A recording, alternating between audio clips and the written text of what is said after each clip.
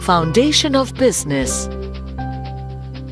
The word business is derived from the word busy.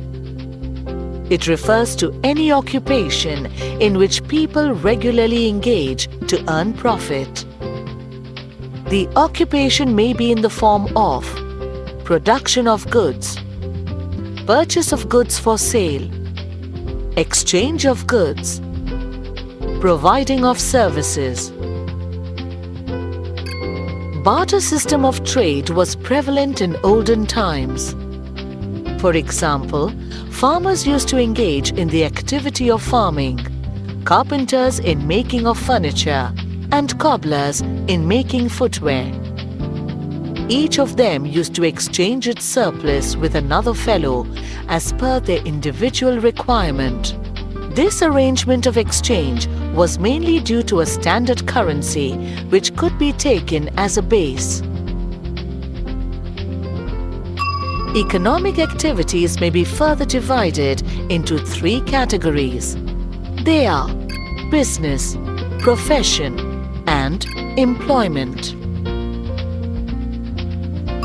A business can be distinguished from other types of activities on the basis of the following characteristics.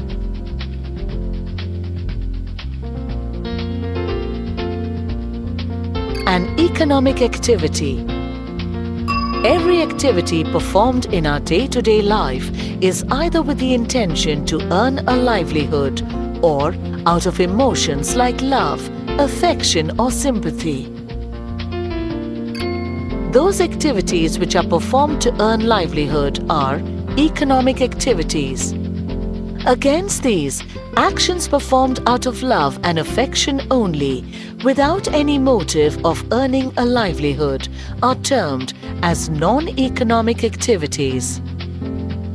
For example, activities such as a manager working in a bank, a teacher teaching in a school are considered as economic activities, whereas a mother looking after a child, a housewife cooking for her family are considered as non-economic activities. Production or procurement of goods and services. Goods need to be produced or procured before they are supplied to the end user. For example, items of daily consumption like sugar, tea, coffee, etc. could be procured from a grocer.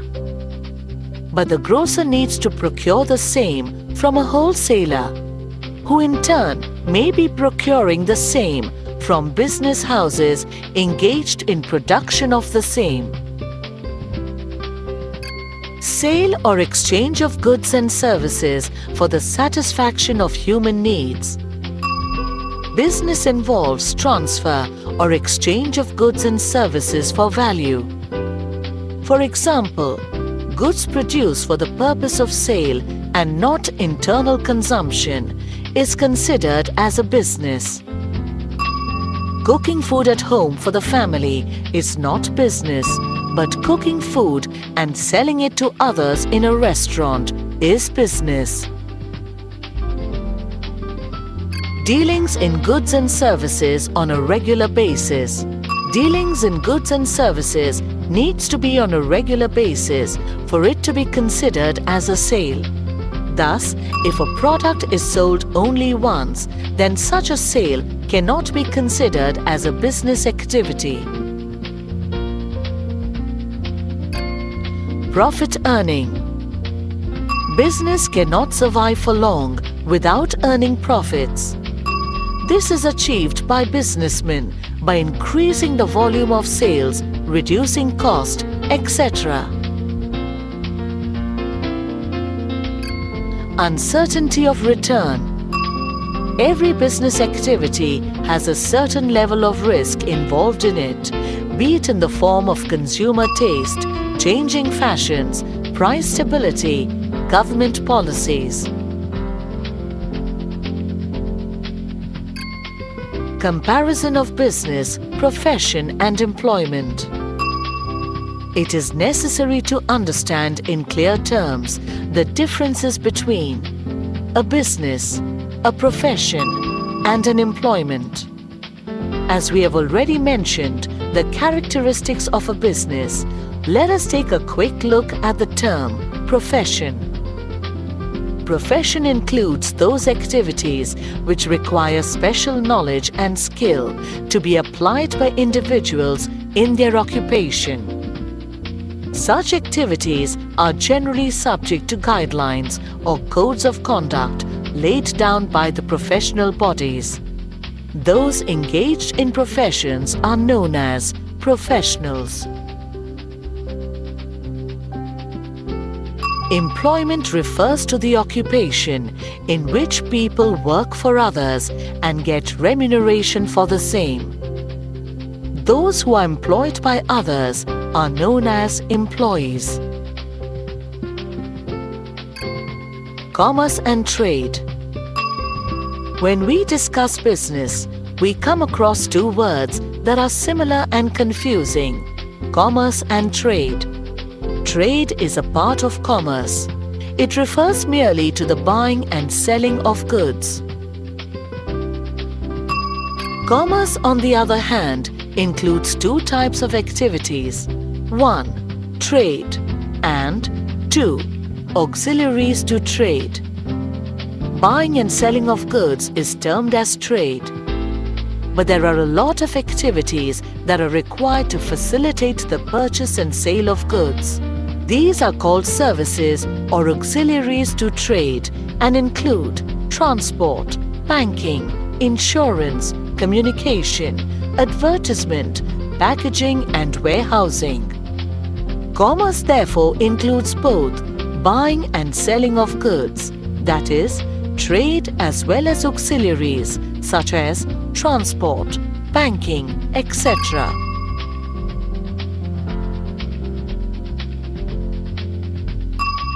Objectives of business. Every business is started with a predefined objective in mind. Though it is widely believed that profit is the uppermost objective which is kept in mind while carrying out any business, there is a shift in the approach towards the same. It is now accepted that business enterprises are part and parcel of the society in which they exist. Thus, they have certain obligations towards the same. This approach is generally a win-win approach for both the business house as well as the society. A quick look at the various objectives that a business house keeps in mind during its course of business. 1. Market standing.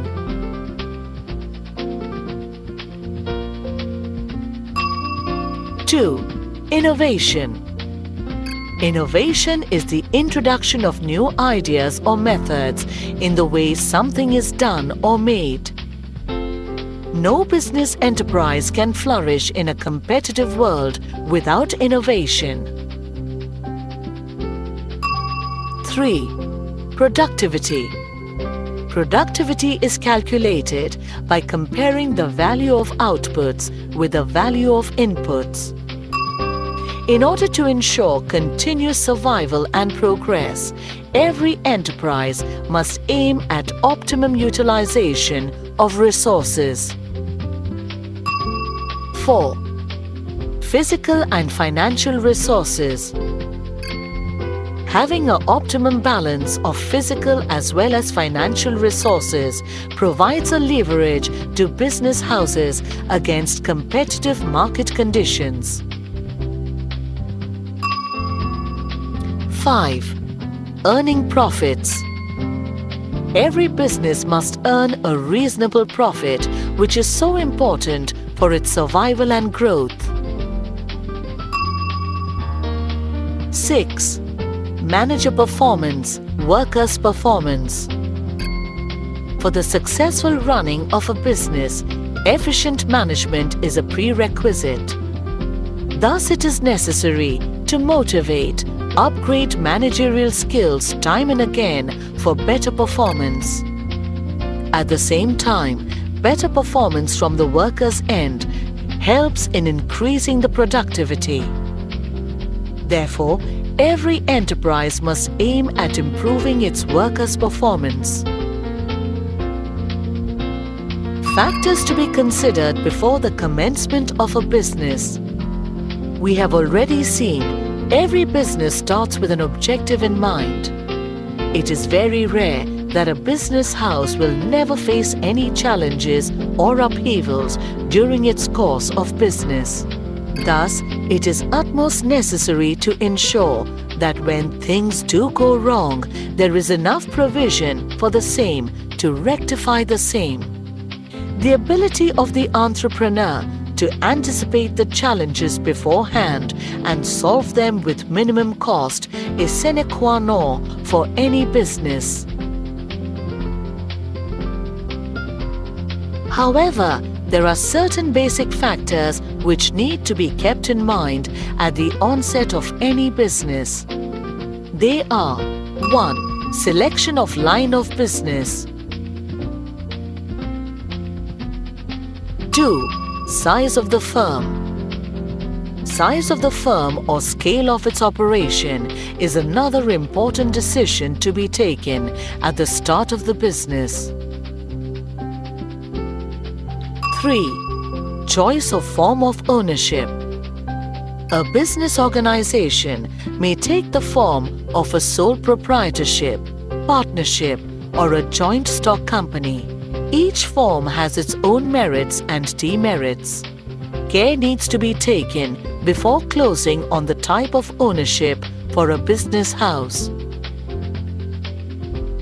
4. Location of business enterprise.